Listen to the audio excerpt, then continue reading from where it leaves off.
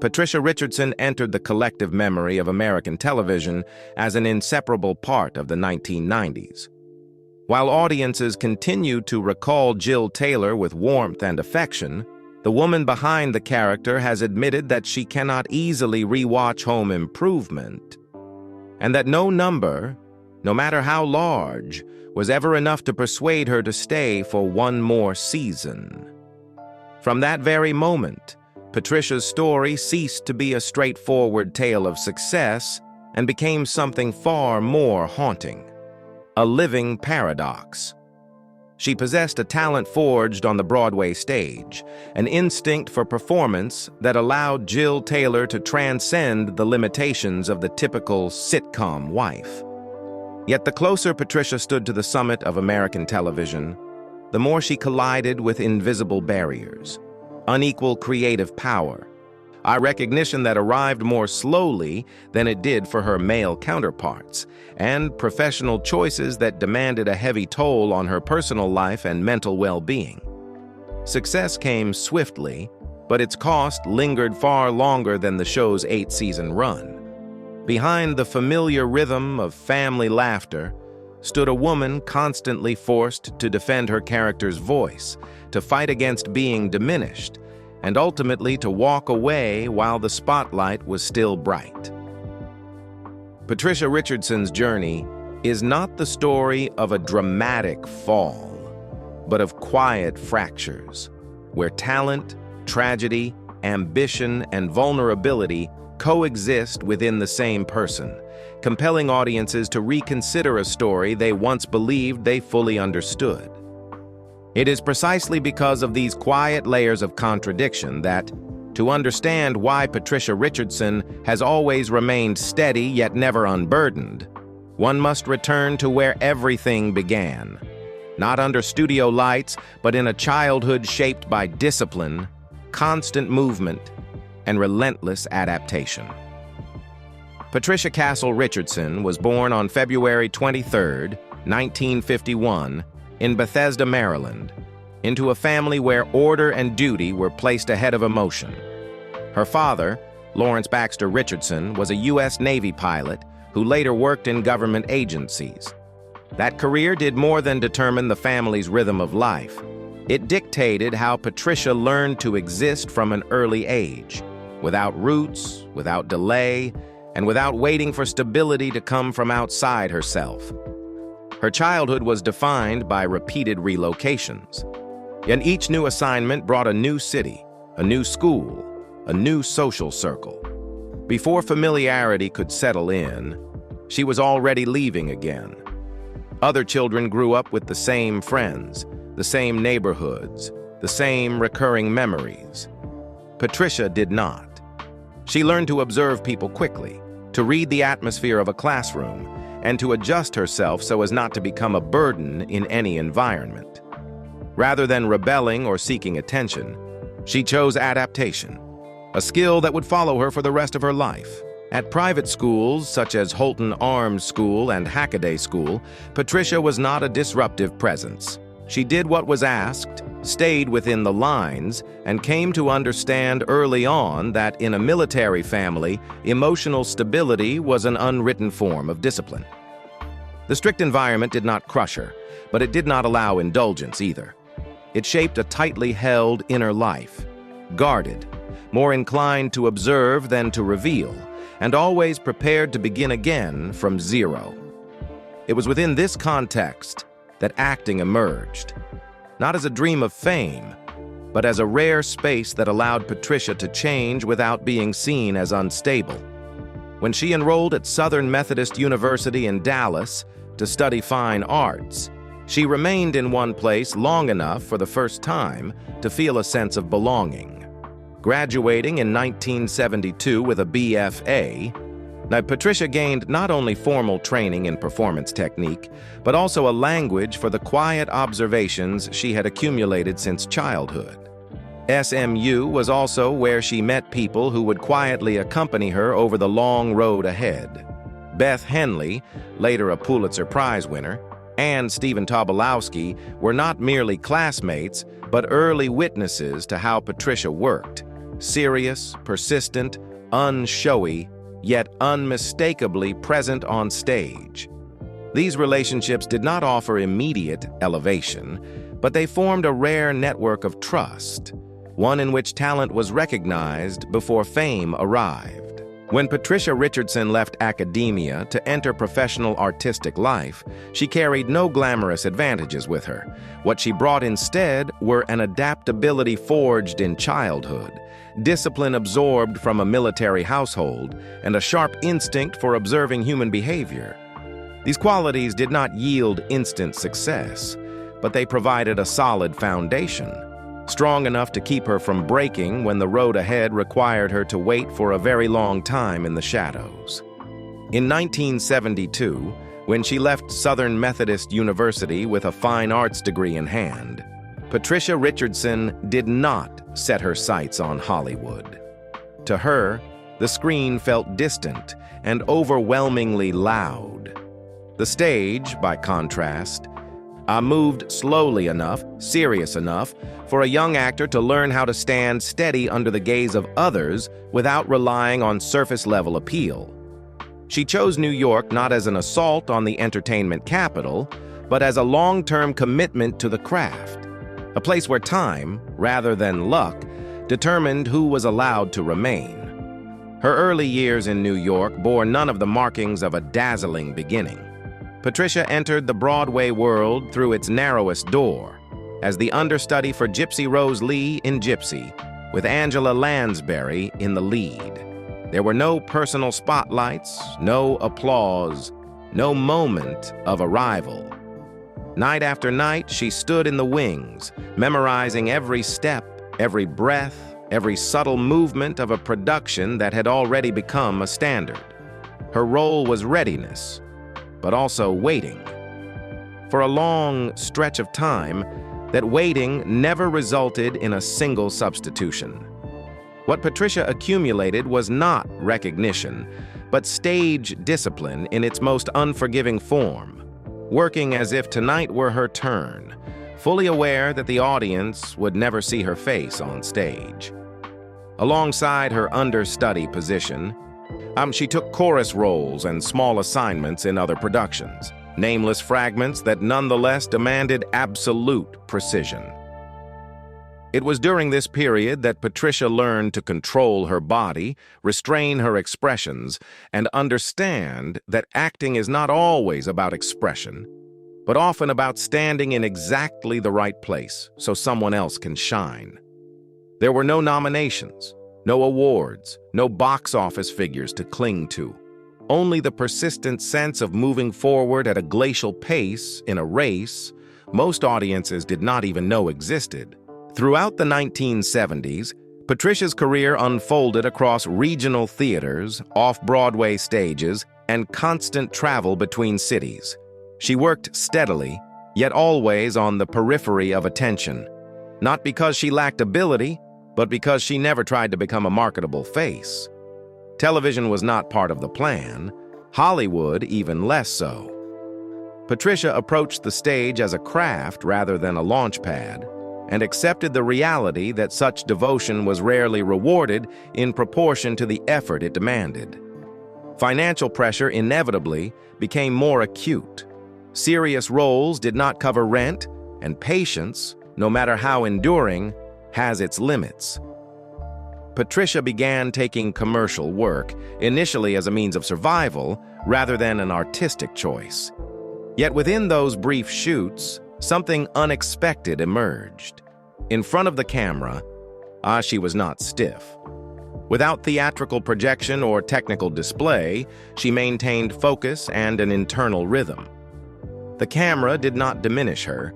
Instead, it registered a naturalness honed through hundreds of uncredited performances. This shift was not a betrayal of the stage, but a necessary adjustment. Patricia Richardson emerged from the first decade of her career carrying a clear paradox: 10 years of near invisibility to the public, paired with a foundation so solid that few of her contemporaries possessed anything comparable.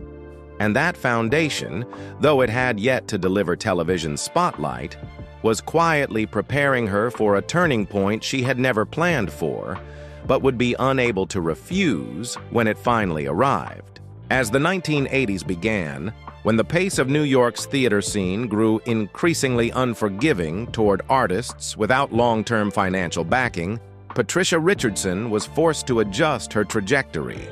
Her shift toward television did not unfold as a carefully plotted, strategic turn, but rather as a slow, almost silent slide. She entered TV not through reputation or the promise of a breakout, but through a readiness to step into the gaps left by scripts, gaps that required someone real enough to keep a story from feeling false. It was the position of the familiar figure at the edge of the frame, where an actor is not permitted to perform, only to be precise.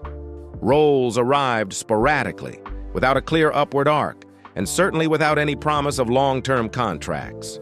And at times, she appeared on The Equalizer as a woman carrying an unnamed pressure. At others, she passed briefly through Spencer. For Hire, just a few scenes that nonetheless demanded tightly compressed emotion.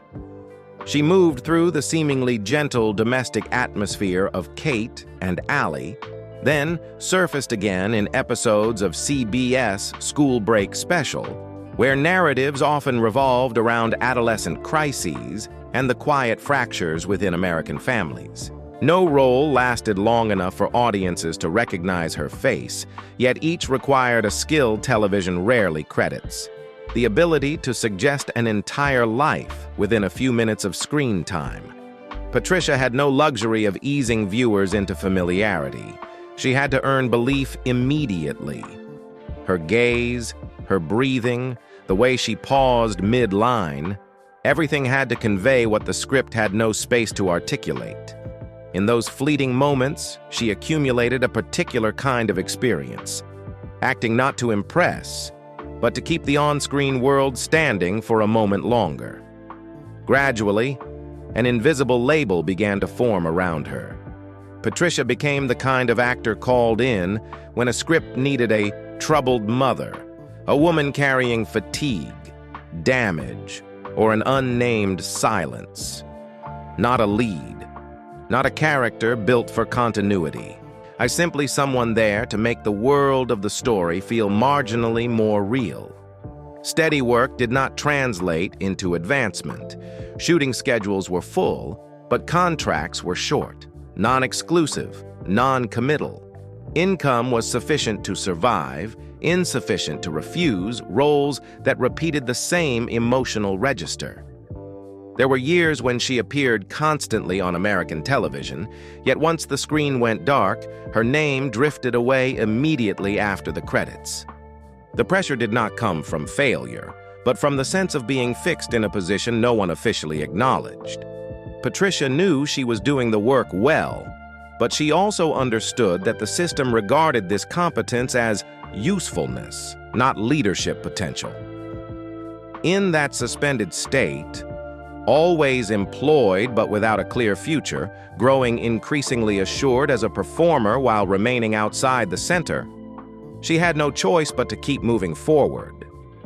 Not out of faith in television, but because there was no other way to sustain the profession she had pursued for nearly a decade. It was precisely from those brief roles where she had grown accustomed to entering and disappearing before her name could register that an unexpected turn opened in 1990. The audition invitation came from a new ABC sitcom titled Home Improvement, but it carried none of the marks of a favored opportunity. Patricia Richardson was not among the initial choices for Jill Taylor. Her profile did not match television's prevailing image at the time. Someone younger, lighter, more conventionally sitcom-ready. She entered the casting room as a late option, almost a contingency in a process already nearing its end. What shifted that audition did not lie in charm or an attempt to please. Patricia brought with her the accumulated experience of theater and years spent supporting television narratives from the margins, enough to recognize that a character's survival depends on how it is positioned within a story's power structure. She did not read Jill Taylor as a wife written to support the male lead's comedy. She recognized the risk of a familiar mold, a woman stationed at the periphery, reacting rather than acting, existing to soften the consequences of others' mistakes. And she said so directly in the room, not demanding privilege, only insisting on humanity. Jill, as Patricia envisioned her, had to have a profession, an intellectual life, the capacity for dissent, and even the right to fail, and not a character designed to keep the family functioning smoothly, but a genuine counterweight, one strong enough to stretch the story rather than seal it shut. That candor briefly thickened the air. It also made the casting decision unpredictable. Yet it was precisely this refusal to compromise that laid the groundwork for a role unlike what sitcoms of that era typically allowed, and opened a new chapter, where years spent at the edge of the frame suddenly became a rare and decisive advantage. From the moment Jill Taylor appeared on television screens in 1991, everything began moving at a speed that even those inside the production found difficult to control. Home Improvement quickly grew beyond the framework of a family sitcom to become a defining pop culture phenomenon of 1990s America. Viewership rose steadily with each season, frequently securing a place in the national top 10 ratings, with peak episodes drawing close to 30 million viewers, numbers large enough to turn its time slot into unquestioned prime time. Advertising revenue and syndication deals generated enormous profits for ABC long after the series ended, while Jill Taylor became such a familiar presence that she nearly blended into the everyday routines of American households. The endurance of the role did not lie in punchlines, but in depth. Jill existed not to legitimize her husband's antics, but as a character with intellectual life, academic ambition, deeply human doubts about personal choices, and the capacity for direct critique within the family. Patricia Richardson prevented the character from being reduced to a sitcom wife, turning Jill into the emotional axis that kept the series from slipping into pure physical comedy. Critics referred to her as the emotional backbone of Home Improvement, and 4 consecutive Emmy nominations for Outstanding Lead Actress in a Comedy Series from 1994 to 1997 were rare acknowledgments in a show whose marketing focus consistently favored its male lead. It was precisely during this period of success that quiet tensions began to accumulate, not on screen, but behind it. As the series entered its final seasons, the issue was no longer scripts or ratings, but power and value. Patricia asked for compensation that reflected her role as a co-pillar of the show, equal to Tim Allen's, and was met with a flat refusal. One proposal floated for a 9th season involved removing Jill Taylor from the narrative structure altogether. To the system, it was a technical adjustment. To Patricia, it was a line that could not be crossed. Defending her character and, more broadly, the position of women in sitcoms quickly earned her familiar labels: difficult, inflexible, asking too much, terms often applied when a female actor refuses to accept a secondary role within a pre-designed hierarchy. And those fractures did not disappear when the series ended in 1999. Years later, when Tim Allen spoke publicly about the possibility of reviving Home Improvement in a new form, 2 contrasting memories of the past surfaced. Allen referred to conversations and reunion ideas.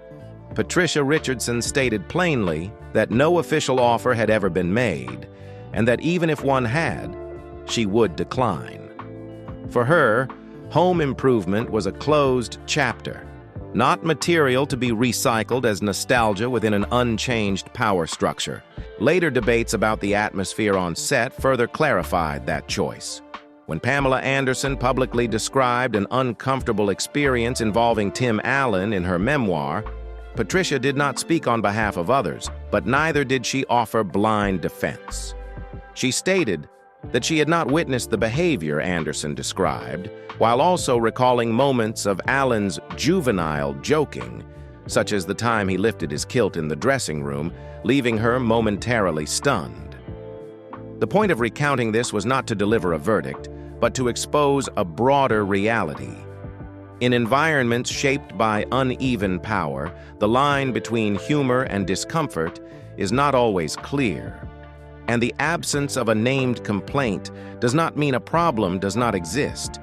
In that context, Patricia Richardson's decision to step away from home improvement, both at the height of its success and when later nostalgia-driven invitations surfaced, was not a rejection of achievement, but a way of maintaining control over her own narrative.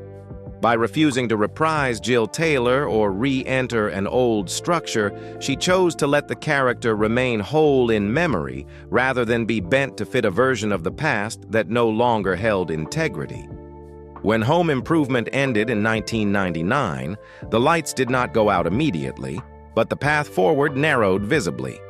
Hollywood did not offer Patricia Richardson a sitcom successor of equal stature, nor did it position her to lead another long-running series. Quietly, the industry began treating many sitcom actresses over 45 as having passed their commercial cycle, despite the ratings and revenue they had generated only a few years earlier. Television lights still existed, but it no longer shone directly. It fell at an angle, enough to be seen, not enough to create new brilliance. Entering the early 2000s, each of Patricia's career choices was guided more by self-preservation than display. Her role in Ulee's Gold arrived during this period, a modest independent project unconcerned with box office, where she held the character in a state of sustained restraint, without easy climaxes. The Independent Spirit Award nomination did not open Hollywood doors as some expected, but it affirmed something more important. Her ability was still recognized in quieter spaces, where performance did not need to shout to be acknowledged. Television continued to call on Patricia, but according to a logic very different from that of the 1990s. On Strong Medicine, she stepped into the role of Dr. Andy Campbell in a series with an established structure and loyal audience.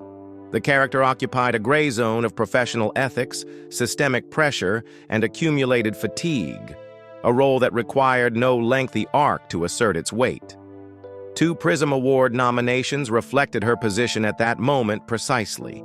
An actor brought in when a script needed someone capable of carrying lived experience, enough to make audiences believe without explanation. Subsequent appearances followed the same trajectory. On The West Wing, she played Sheila Brooks during the final 2 seasons, a character with limited screen time but no margin for error, and as the show's political world functioned through dialogue and silence alike. On Law and Order, Special Victims Unit, and Grey's Anatomy, Patricia was called in when the story required a face that carried history, someone whose mere presence in the frame could make conflict credible. At this stage, she was no longer a star shaped by publicity campaigns, but an honorary actor in the purest sense. Cast for craft, not image. Alongside major series ran a string of mid-scale projects. The Jensen Project, Bringing Ashley Home, Beautiful Wave, Smart Cookies, followed by Hallmark films such as Snow Bride and Friend Request.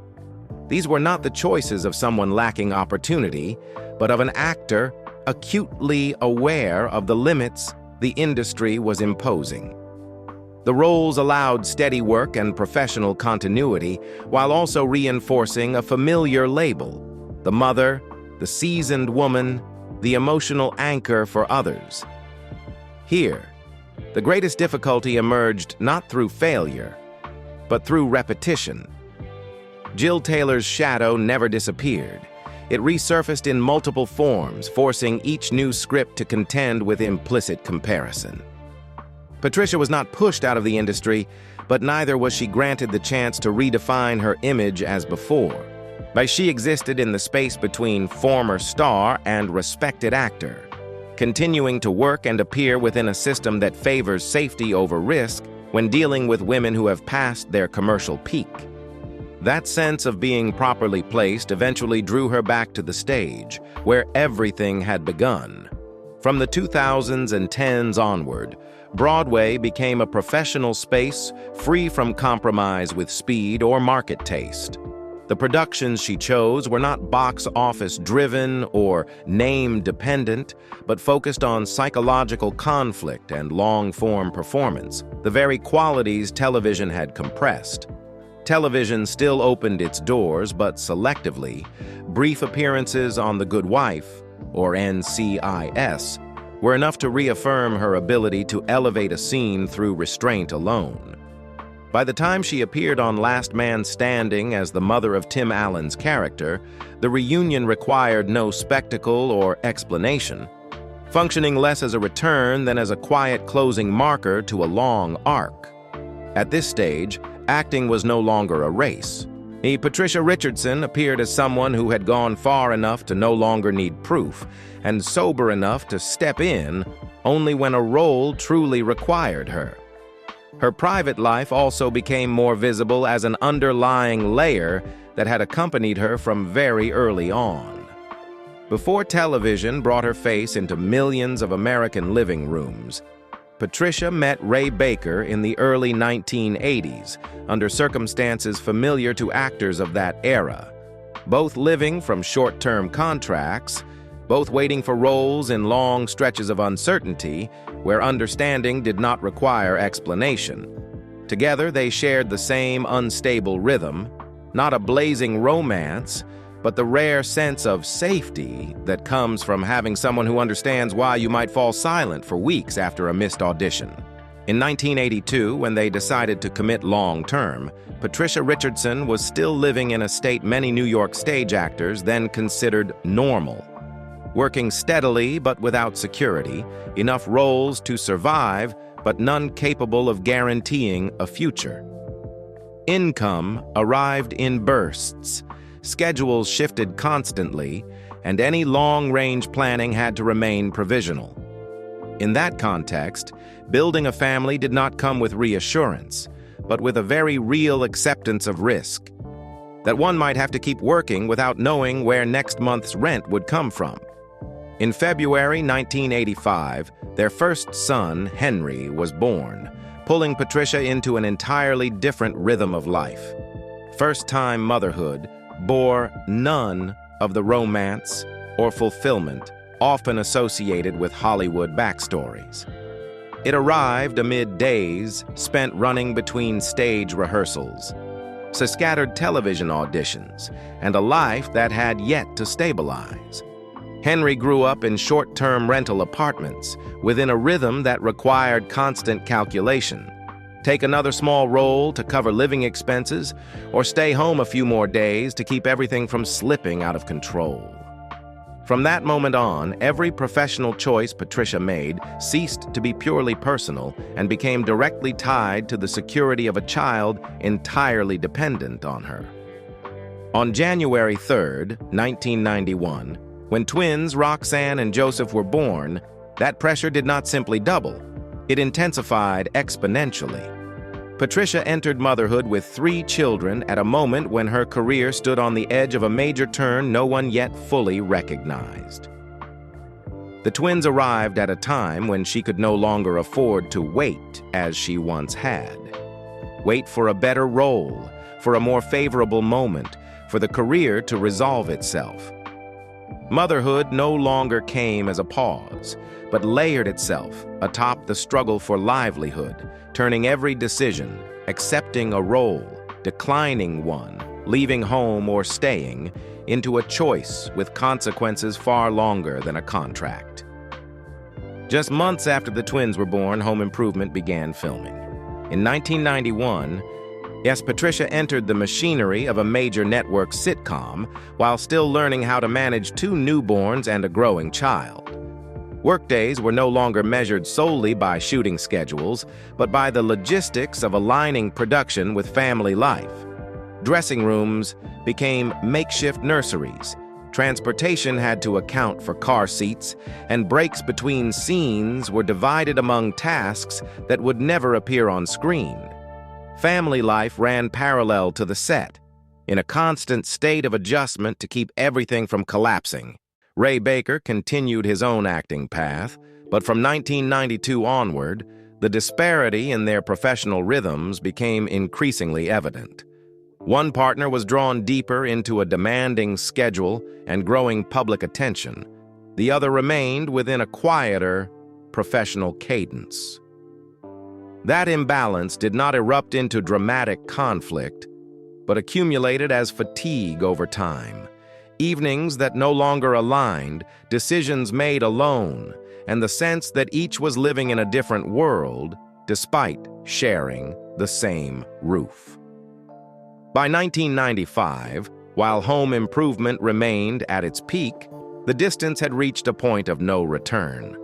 Everything ended quietly, without spectacle, without accusation. Patricia emerged from that period with her career still luminous, but with private scars invisible from the outside. And her 3 children became the axis around which all later arrangements revolved, and motherhood, with all its contradictions, shortcomings, and constant self-corrections to avoid causing harm, followed her as a source of quiet strength. It did not need to be spoken aloud, yet it was unmistakably present in how she stood before the camera in the years that followed. More composed, more restrained, carrying a depth that can only form when a person has had to balance light, responsibility, and choices that can never be undone.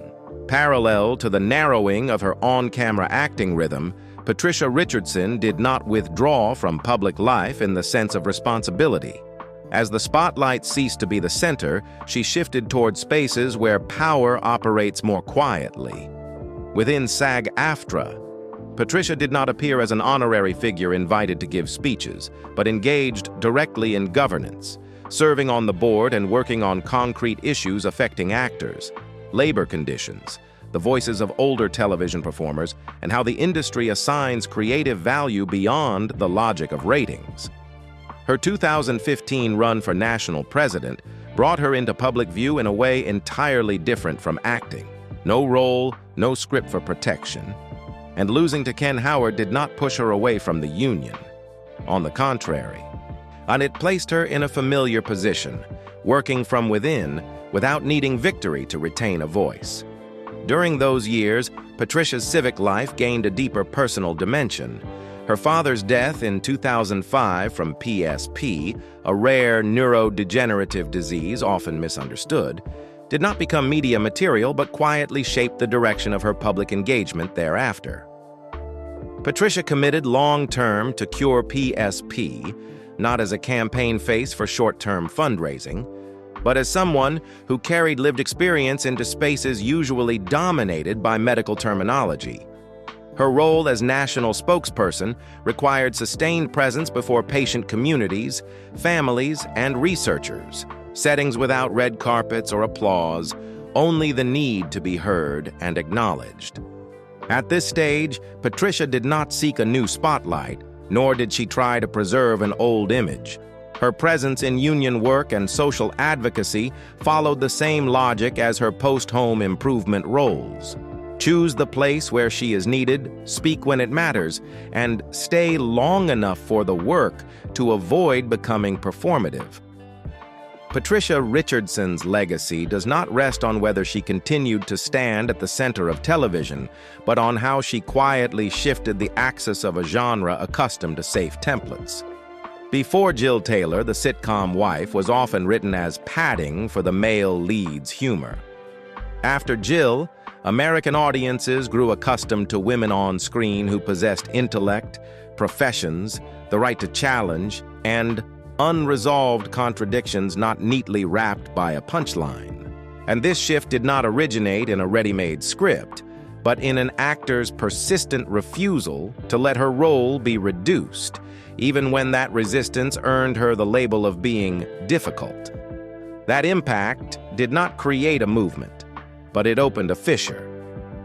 Subsequent television mothers were allowed greater complexity, allowed to be tired, allowed to be imperfect, allowed to be wrong.